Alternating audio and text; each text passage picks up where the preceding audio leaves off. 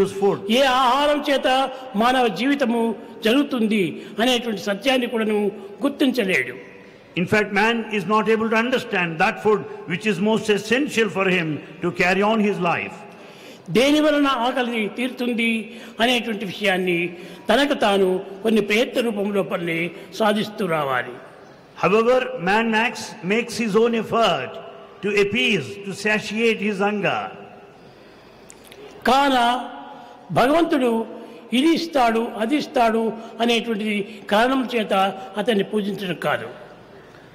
So it's not proper to worship God in anticipation of the gift that we receive from time to time. ప్రార్థనలు భగవంతుని నిమిత్తమై ప్రార్థన చేయాలి.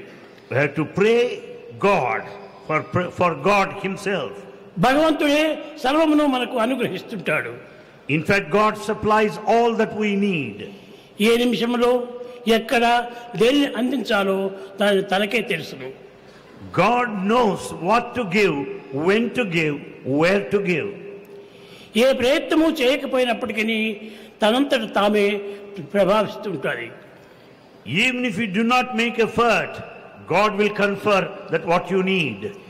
మనము కేవలం కోరి విఫలమైనంత మాత్రమున మనం బాధపడటం ఇది భక్తుల యొక్క లక్షణం కాదు.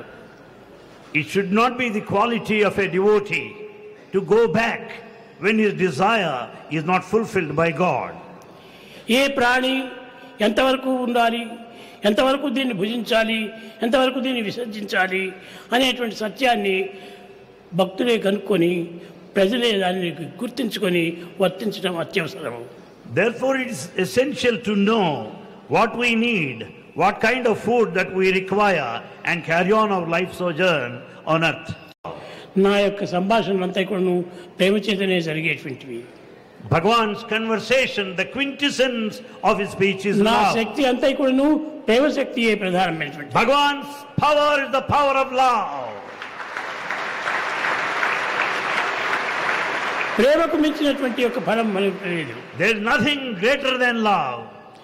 ఈ ప్రేమను మీరు పెంచుకుంటే అన్ని సిద్ధిస్తూ పోతాయి. If you develop love, rest of the things will take care of it. పోరానటువంటి ప్రదేశాలు కూడా పోవచ్చును. And you can get into those places which is not possible ఎన్ని otherwise. విధమైనటువంటి కఠినమైనటువంటి చర్యలైనా మనం సులభంగా చేయవచ్చును. You can face the challenges in life.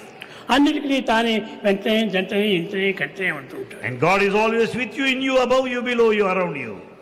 కనుక దైవ ప్రార్థన చేత ఎటువంటి కార్యమైనా మీరు సాధించవచ్చును. By prayer, you can be successful in every attempt. లోపల ఒకటి బయట ఒకటి పెట్టుకొని ప్రార్థన చేయకండి.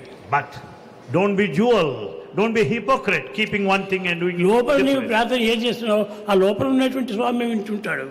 And if you are a hypocrite, Swami within you will be noticing it. స్వామిని బయట పెట్టుకొని నువ్వు లోపల ప్రార్థన చేస్తే ఎట్లవుతుంది? And if you imagine Swami outside, what is the fun of praying within? నీ వెంటనే జంటనే ఇంటనే కంటనే ఉంటున్నాడు. Swami is with you, in you, always above you, around you. కనుక ప్రేమ స్వరూపులారా, Embodiments of love. ఏ దీనిని మనకు కావాలని కోరినప్పటికీ ప్రేమ చేతనే సాధించండి.